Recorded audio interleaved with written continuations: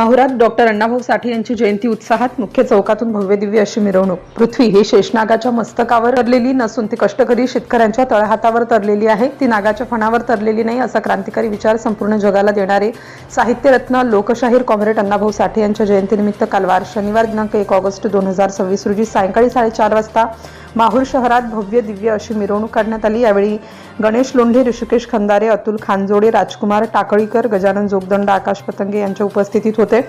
या प्रसंगी अखिल भारतीय मराठी पत्रकार संघाचे तालुका अध्यक्ष सरफराज दोसानी यांनी पत्रकार तथा सामाजिक कार्यकर्ते मनोज कीर्तने यांच्या हस्ते साहित्य रत्नांच्या पूर्णाकृती प्रतिमेला पुष्पहार अर्पण करून अभिवादन करण्यात आलं। यावेळी उपस्थितांना संबोधित करताना मनोज कीर्तने म्हणाले की माझी मैना गावाकडे राहिली, माझ्या जीवाची होती या कायली।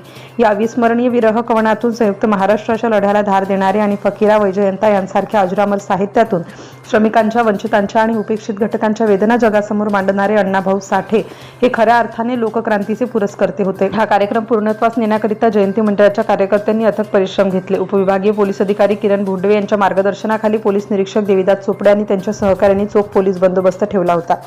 प्रतिनिधी अंबादास मुक्ते, माहूर। नवनवीन घडामोडी जाणून घेण्यासाठी नवराष्ट्र माझा या आपल्या YouTube चॅनलला लाईक, शेअर व सबस्क्राईब करा। धन्यवाद।